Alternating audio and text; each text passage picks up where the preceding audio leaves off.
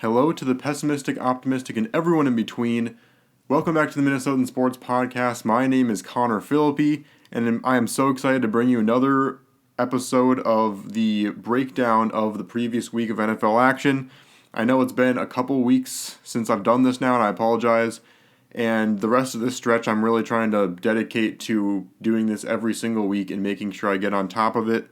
And I kind of have my setup all ready to go, and now this is kind of my own space, so I'm going to try and just have it set up, ready to go, so I have no excuse to not have time to do it. So I apologize for everything, but I am hoping to get up-to-date analysis of all the games every single week for the rest of this stretch, because we're getting into the home stretch now. There's 14, 15, 16, 17, 18. There's 5 weeks left in the season, in the regular season, and then going into the playoffs. So the final stretch for all these teams, and I think maybe either tomorrow or the next week, I'll do a kind of a more in-depth breakdown of just all the divisional races that are left, all the wild card stuff happening. I'll do like a playoff picture update week to week now as we get into the final few weeks of the season. So hopefully I'll have time to do all that with the holiday season coming up and everything, but I'll dedicate as much time as I can to it. We're going to just jump right into these. So the predictions, in the very next video I make predicting next week, I'm going to give you an update of which ones I've gotten right and wrong, because I write down every single one of these predictions, and I make sure I hold myself to them.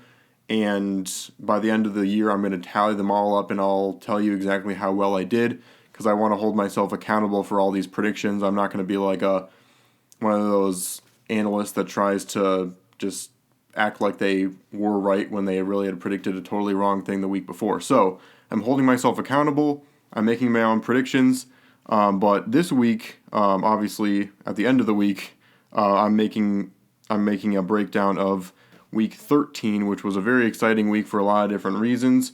We're going to start off with a game that wasn't particularly exciting, and that's going to be the Bills and Patriots game. So this one was kind of just one of those simple wins for the Bills. It was nice for them to win by as comfortably as they did. It was a 24-10 victory. Especially considering the Bills were upset the last time they played the Patriots and everything. This is actually the first AFC East win they've had this season for the Bills, so this was a good feel-good win for them to just kind of dominate a team. They didn't necessarily dominate it on the offensive side, though. They did all their work on the defense. In this game, Mac Jones was limited to 195 yards, and the Patriots rushing was limited to 60 yards. So it was just efficiency all around for the Buffalo Bills, and this is the kind of game you expect the Bills to have against a lesser opponent, especially as they're trying to gear up and get into that playoff mentality.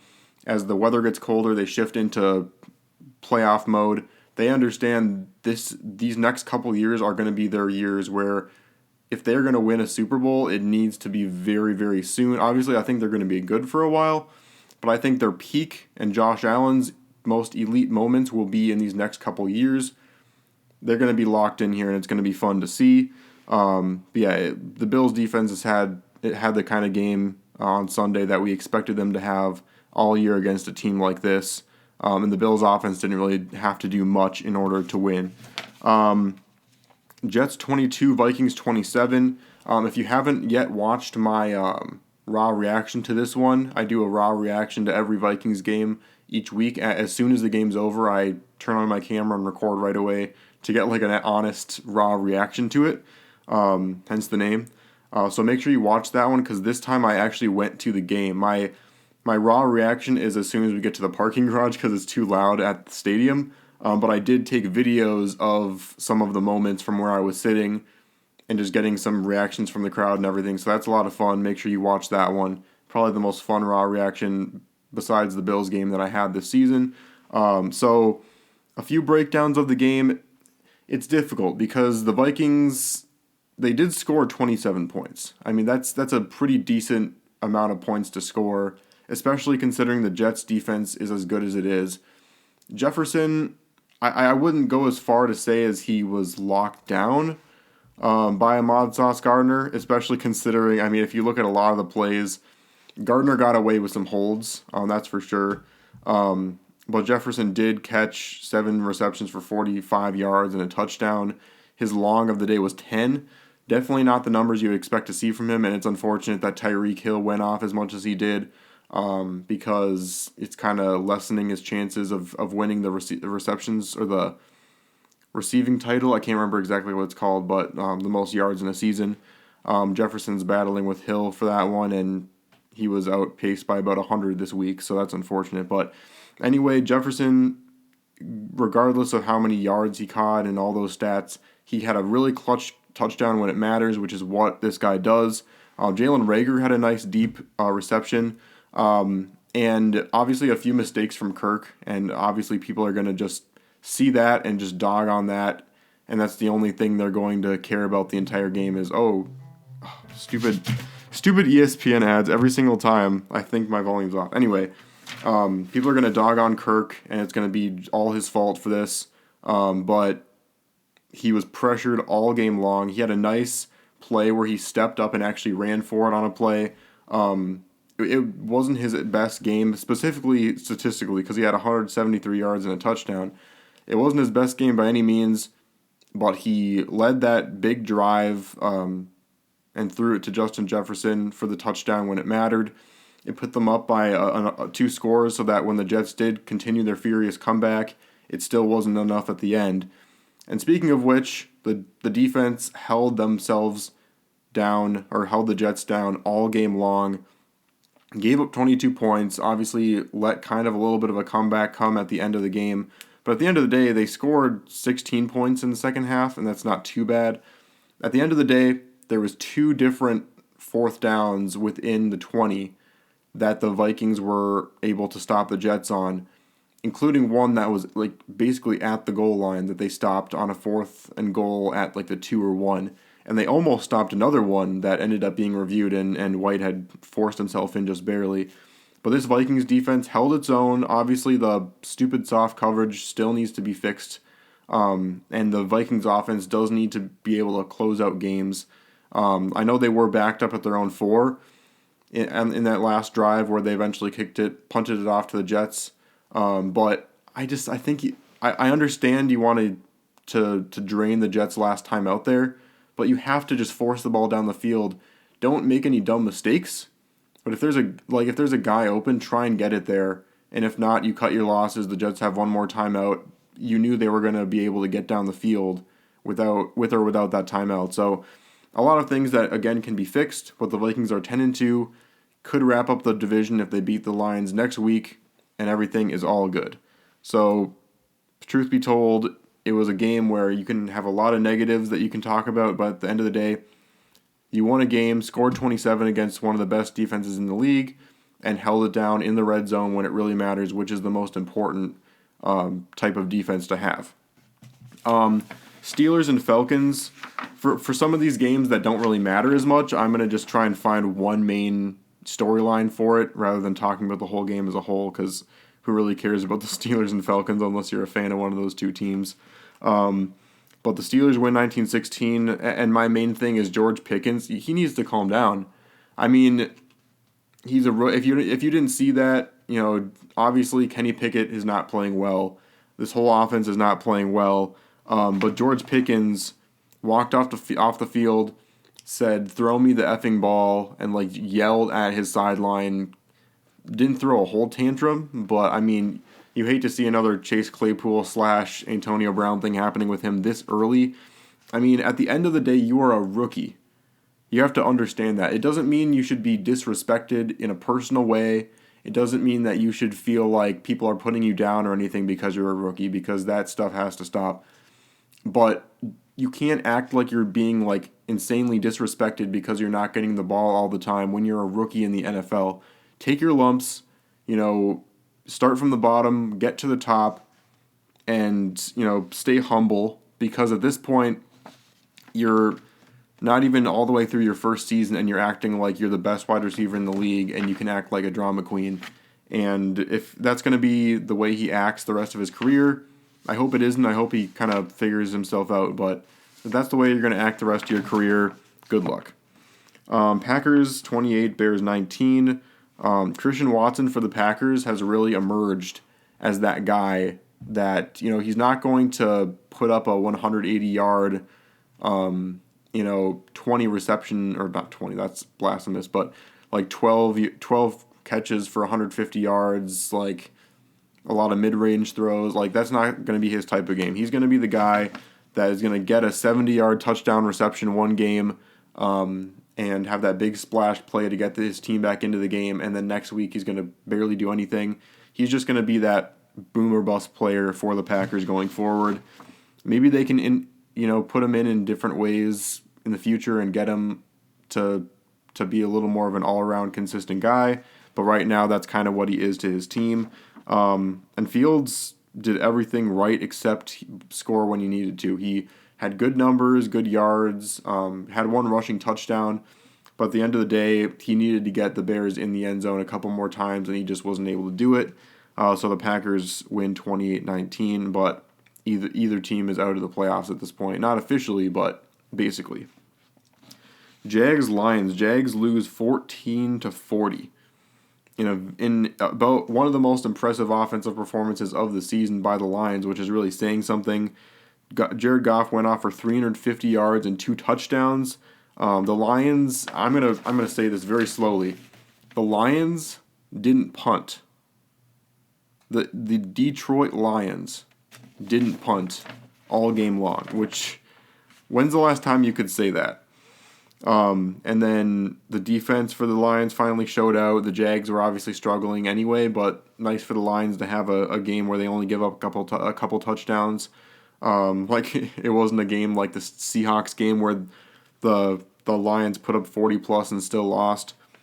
They were able to shut down the Jags, and this is just kind of proof that the Jags can still be good in the future. They can be special, but they have a ways to go. They have a lot of development still to go. Trevor Lawrence has a long way to go still in his development.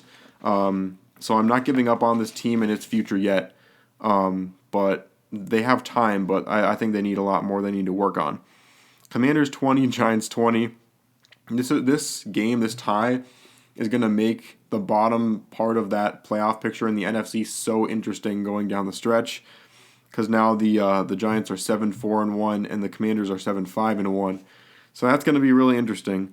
Both teams offensively were having a really difficult time closing things out, which is a major warning sign for the playoffs, because your defense can have a couple rough drives if your offense can pick you back up, but offensively, you need to be able to close out games and get that final winning drive. And I understand the Vikings struggled with that this game too, but it's just a little bit concerning seeing both teams in overtime just completely unable to score. And the Giants had a shot there at the end with that long field goal, but unable to do so.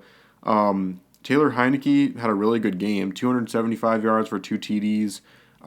He's going to continue to make that conversation more and more difficult with this coaching staff and this front office with what they're going to do in the future for starting quarterback.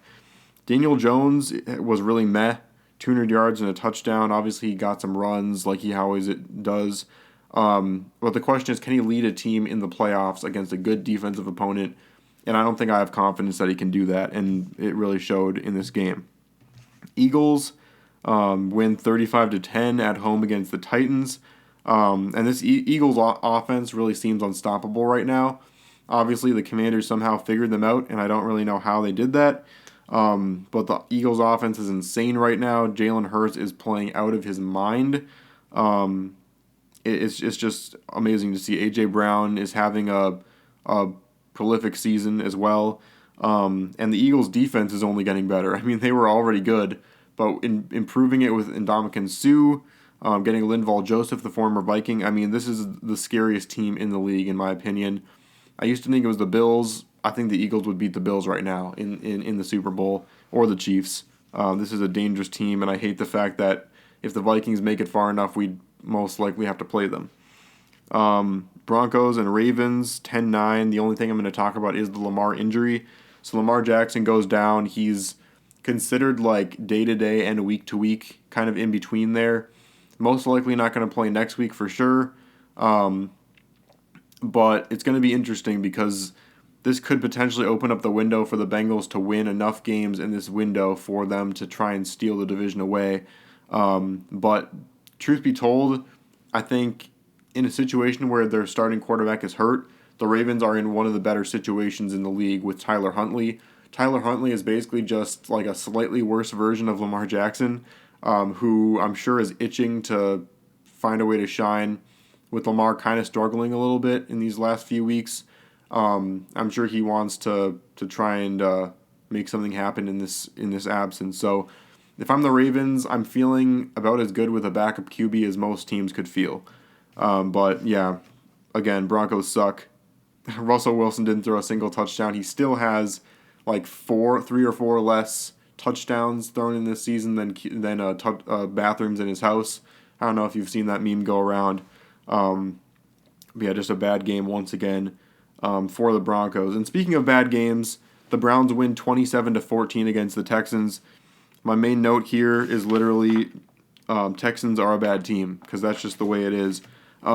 They have nothing going for them right now. It's full tank mode. I'm not sure if they're going to go for a CJ Stroud or go for one of the top defensive players in the draft, but they're going to get the first pick overall. Unfortunate that Deshaun Watson had to get a win in his first game with his team coming off of those allegations and being able to come back this season, which I think is a little ridiculous. But he didn't look great. He looked very rusty. Hopefully he stays rusty, but we'll see. That's just my personal opinion. I'm not going to talk too much more about it. But can't say much about this win for the Browns because it was against the Texans, who are the worst team in the league, and I'm just going to leave it at that. Seahawks 27, Rams 23. Geno Smith has the clutch gene. It was clear in this game. Cam Akers with that big touchdown rush to put the Rams ahead by a field goal. And you just had a feeling that the Seahawks were going to come back here. I've got Geno Smith on my fantasy team. He really did me a lot this week. But again, no one wants to hear about your fantasy team. I understand that. The Seahawks can be really dangerous in the playoffs. They have to have a little more of a consistent running game, though, which is another thing I could say about the Vikings. But obviously the Rams are done. They're on their tank mode. And it's unfortunate for the Rams because any high draft pick that they get for the rest of these few seasons is going to the Lions because they gave up so much for Jared Goff, which I think is funny because I'm also hoping the Lions can improve too. So yeah, the Rams, I hope that Super Bowl is worth it because I don't think they're going to be good for a long time now. They kind of sold their soul to the devil there. But yeah, Seahawks, I think with what I'm about to talk about next, with the 49ers having the Jimmy G injury, I think the Seahawks can definitely win this division now. Speaking of winning the division, the 49ers do win 33 against the Dolphins, or 33-17 against the Dolphins, but the cost is huge because they give up an injury to Jimmy Garoppolo, and he's now going to be out for the year. I think it's either a broken foot or a broken leg or something like that. I should know the difference because that's big. Anyway, the 49ers now 8-4, one game ahead of the Seahawks for the division, and now they have to rely on a QB that was Mr. Irrelevant in this last year's draft. I don't think it's going to bode well for them. As for the Dolphins, this was kind of a weird sign for them where their offense did not look as prolific as it did in recent weeks now that they played an elite defense. Obviously, I need to see a little more before I'm like, oh, all of a sudden they're bad because, every team has a rough week defensively or offensively sometimes. Look at the way the Vikings played against the Cowboys defense. I'm not going to say much more about that because it's giving me flashbacks. But it was a close game all the way through until it kind of got out of hand in the third quarter, and then the 49ers took over in the fourth officially and won the game. But again, at what cost? McCaffrey's going to have to really lead this team and lead this rookie QB if the 49ers are going to have a shot. They should still make the playoffs because they have a good enough running game, but I don't think they'll go very far now. Chiefs at Bengals, 27-24 victory for the Bengals, and the Bengals seem to own Patrick Mahomes now. They've now won, or Joe Burrow is now 3-0 against Patrick Mahomes and the Chiefs. It's really clear in this game that the Chiefs missed Tyreek Hill and his big play potential because They had one deep throw, I believe it was to Marquez Valdez-Scantling. Other than that, it was just really slow, slowly but surely moving the ball down the field, and they just weren't able to score the same way they have. And in games like this, where it's kind of a back and forth game where you feel like the Bengals are going to eventually come back, in order to stay in the game and in order to continue to play well, you need that big play potential, and they really missed Tyreek Hill in this game specifically. And speaking of missing players, the Bengals really have hit their stride again now that they have Ja'Marr Chase back, because they were missing him in the last few weeks. Had a good game, just a few yards short of 100 yards in this game. Didn't get a touchdown, but really showed why he's a valuable asset.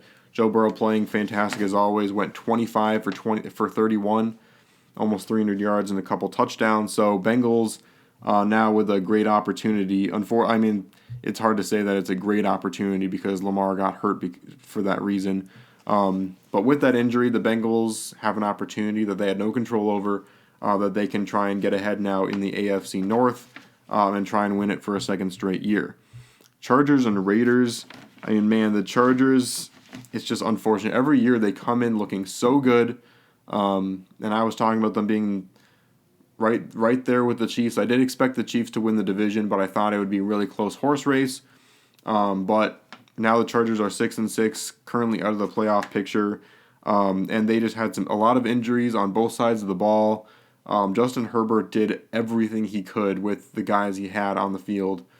335 yards, 1 touchdown, a lot of incompletions, but you can't say all those are his fault. Josh Jacobs with another phenomenal game, rushing for 144 and a touchdown. And of course, Davante Adams. It's fantastic as a Vikings fan, seeing Davante Adams play as well as he does. The better he does with a team other than the Packers, it gives me so much joy. The Packers, I'm sure, are really missing him right now because he put on a show. 177 yards and 2 TDs, some really deep touchdown throws. It was really impressive from him and Carr. On the Cowboys side, Cowboys offense is starting to learn really how to pull away. They scored 33 points in the fourth quarter and just put an absolute beatdown at the end of the game on the Colts. They really know how to understand when they get momentum and just bolt with the momentum and just win the game very handily. Matt Ryan for the Colts is officially washed up. We found this out a few weeks ago, but it's really official now. He didn't do the worst this game, but it's just clear he's not Matty Ice anymore by any means. And the Colts are not going to go far with him. I think it's just another rental like Phillip Rivers. Phillip Rivers worked out a little better. But it's a rental that is not going to work out, and they're going to have to eventually actually invest in a young quarterback that they can cultivate because they had Rivers, they had Wentz, and now they have Ryan. It's just veteran quarterbacks that are not panning out now, and they need to invest in the future now. Finally, Pollard and Elliott, that combination with the running game in Dallas is no joke. It is lethal. It's the best 1-2 combo for 2 running backs in the entire league, even over Kareem Hunt and Nick Chubb. They are unbelievable together, and this running game by itself is really, really dangerous. Dak didn't have a great game again, but he's still kind of working his way up from that injury. Great game from him. Finally, the Saints 16, Bucks 17. Bucks win again. Brady clearly still has his clutch gene left. And it's just, no matter how bad they've looked all season, it's just, I really hope the Buccaneers can get trounced in the first round of the playoffs because I honestly don't want any situation where I'm playing Tom Brady in the playoffs. I don't care how bad they've looked in the regular season. If you put Tom Brady in a situation where he can come up clutch, lead a team when he's down and out, I don't want to deal with him right now or any time. It doesn't matter if they're 6-6. I don't care. I don't want him anywhere near the Vikings. The Saints honestly could be a quarterback away and maybe a couple healthy receivers away because their offense looked bad, their defense looked great, but their quarterback I think didn't deliver on some important throws, and Andy Dalton just isn't that guy. I think the QB situation with the Saints. If they were to get a much better QB, they could potentially completely flip this record around and be 9-4 right now, based on some of the things I saw and some of the potential I saw with some of these players. So that does it for my breakdown of Week 13. Week 14 is next week. It's the most obvious thing I've ever said. But next week the Vikings play the Lions at the Lions. A few good games throughout the week. It was also announced that the Vikings would play the Colts on Saturday in Week 15. So that was another thing that came out. But I'll talk about that later. So thanks so much for watching this one. Stay tuned in the next couple weeks again for continued breakdowns week to week of the playoff picture for all the teams and what needs to happen for each team to clinch. All of that, all those scenarios will be talked about as we get into the home stretch here. I'm really excited for what's in store. So thanks a lot, and I'll see you on the flip side.